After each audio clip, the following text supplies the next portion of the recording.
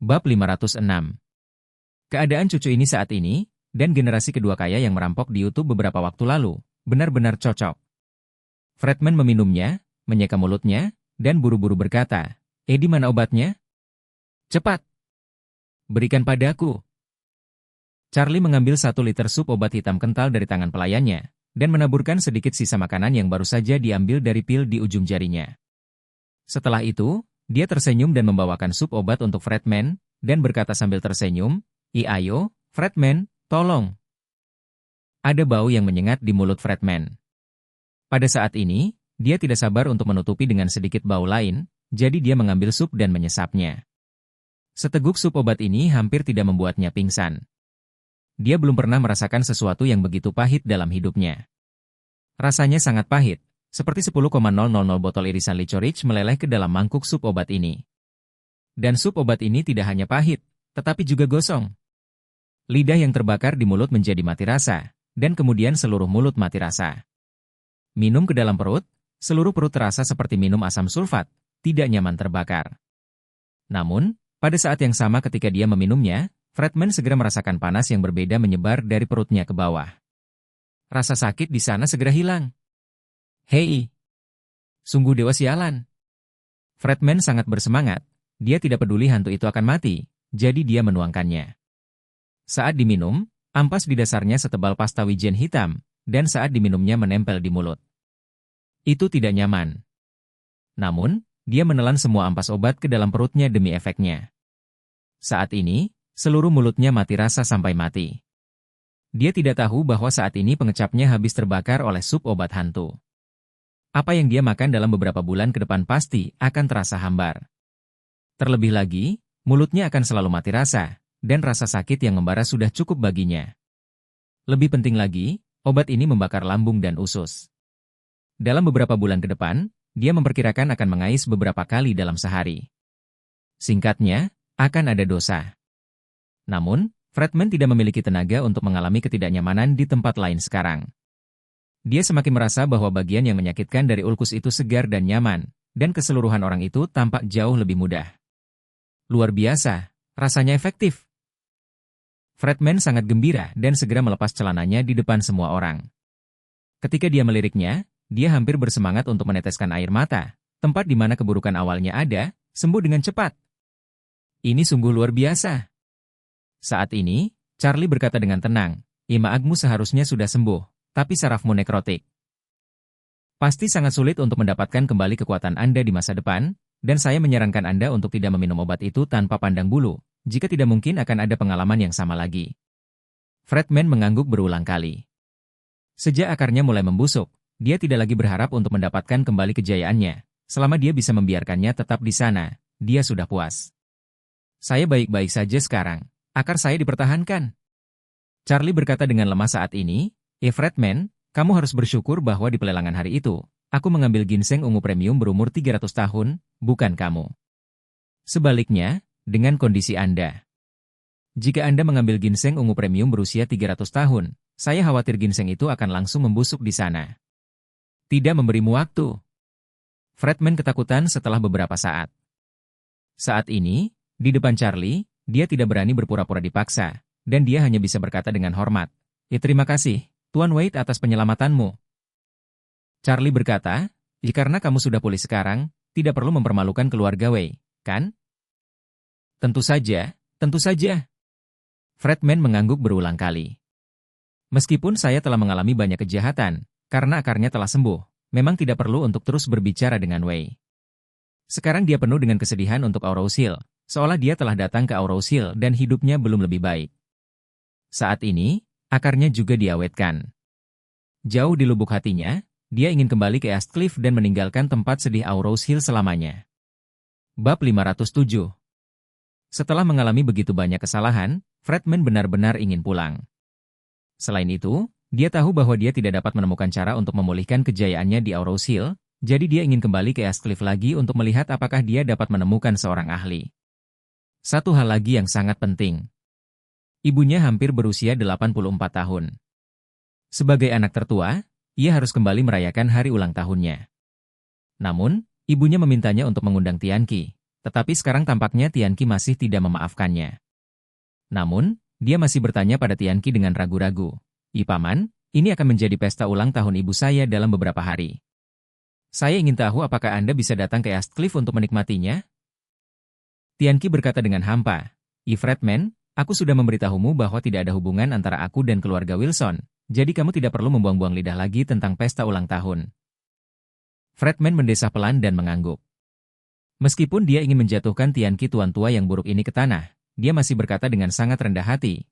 Karena paman telah membuat keputusan, Fredman tidak segan-segan memaksanya. Jika ini masalahnya, maka saya akan kembali ke East Cliff dulu. Tianqi mengangguk.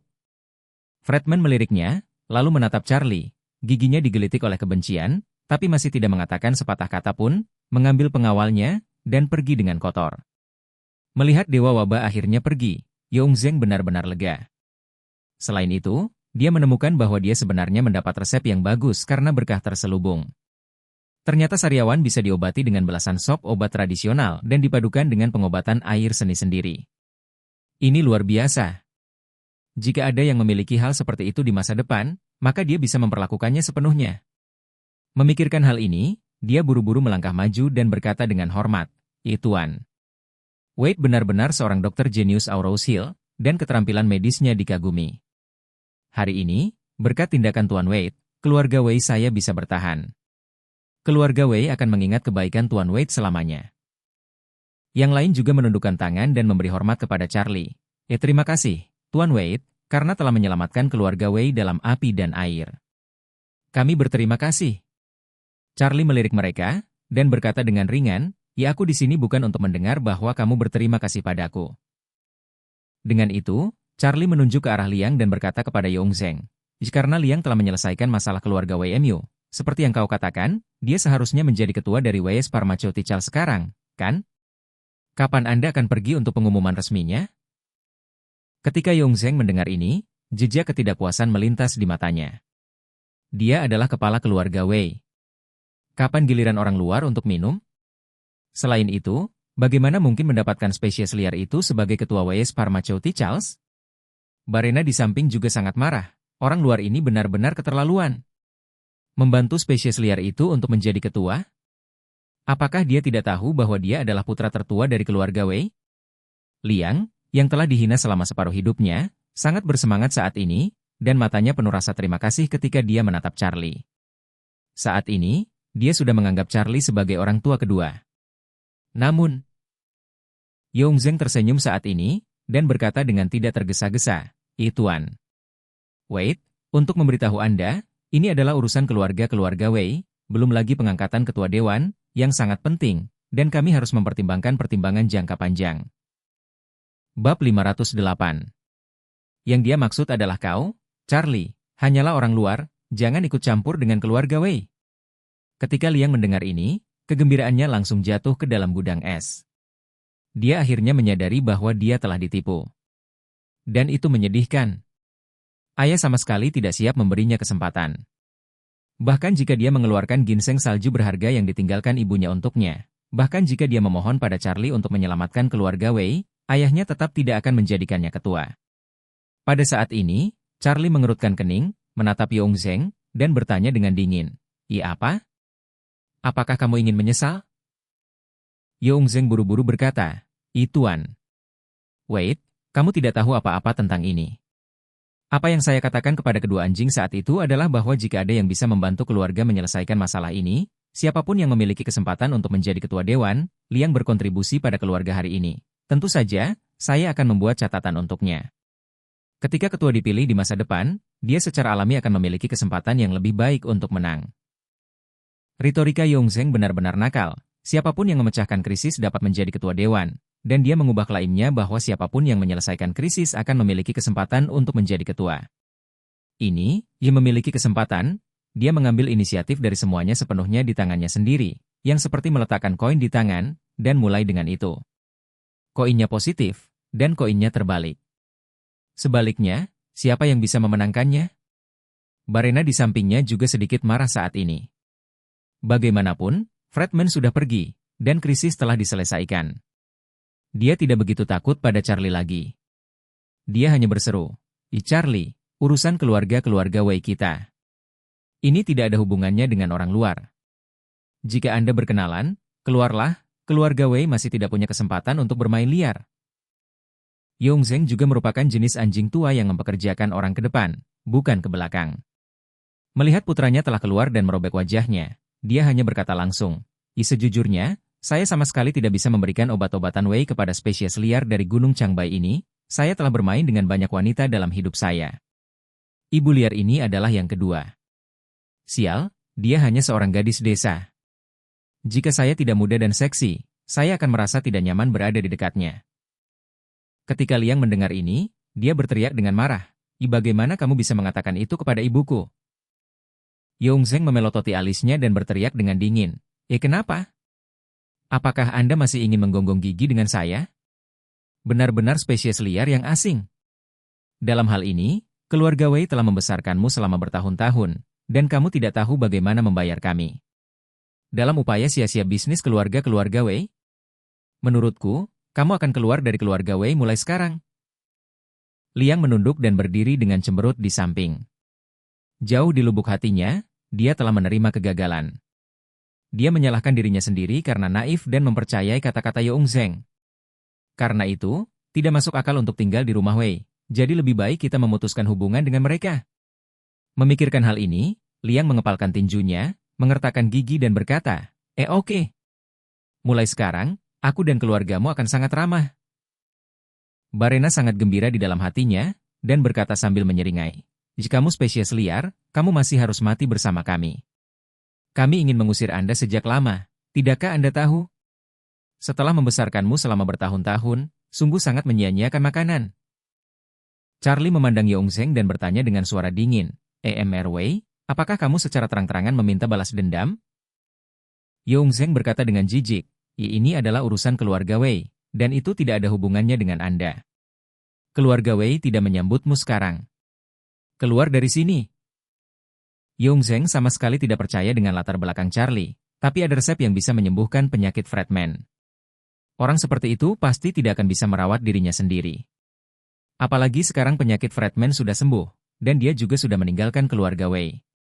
Bahkan jika dia tertabrak dan terbunuh oleh mobil ketika dia keluar, itu tidak ada hubungannya dengan keluarga Wei. Karena itu, mengapa repot-repot menatap Charlie? Bab 509. Pemberontakan Yongzheng tidak melebihi harapan Charlie.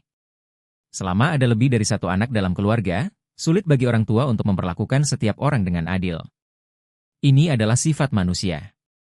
Seolah-olah Nyonya Wilson tua selalu merasa bahwa Claire tidak ingin meninggalkan Charlie karena dia tidak tahu cara membesarkannya. Wendy, yang selalu mendengarkannya, secara alami lebih membuatnya senang. Di mata Yongzheng, dia sama sekali tidak menganggap Liang sebagai putranya sendiri. Selama bertahun-tahun, dia hanya dibesarkan di keluarga Wei sebagai seorang pelayan. Bagaimana dia bisa rela menyerahkan seluruh bisnis keluarga kepadanya?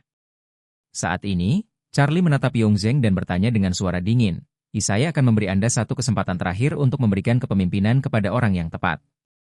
Anda dapat berbicara setelah Anda memikirkannya. Yongzheng mencibir dan berkata, saya tidak perlu memikirkannya. Aku akan memberitahumu lagi. Saya tidak bisa memberi Liang posisi ketua. Biar saya katakan yang sebenarnya. Saya tidak pernah berpikir untuk memberinya posisi ketua sejak awal, bahkan jika dia menyelamatkan keluarga Wei hari ini juga. Di mataku, dia akan selalu menjadi anak haram yang tidak bisa hadir di meja. Seorang wanita dari desa di Gunung Changbai membawa limbah kelahirannya. Dengan mengatakan itu, Yongzheng melihat ke arah Liang lagi dan berteriak, dan kamu adalah anjing yang makan luar dalam. Saya telah membesarkan Anda selama bertahun-tahun. Aku ingin kamu menjadi anjing di keluarga Wei. Anda berani mengingini jabatan ketua. Jika saya tahu Anda memiliki ambisi serigala seperti itu, saya seharusnya tidak membawa Anda kembali. Tetapi setelah wanita itu meninggal, saya seharusnya melemparkan Anda ke jurang Gunung Changbai. Liang menunjukkan mata tidak mau dan sangat marah. Yongzheng, kamu bisa menghinaku, tapi kamu tidak bisa menghina ibuku. Ibumu?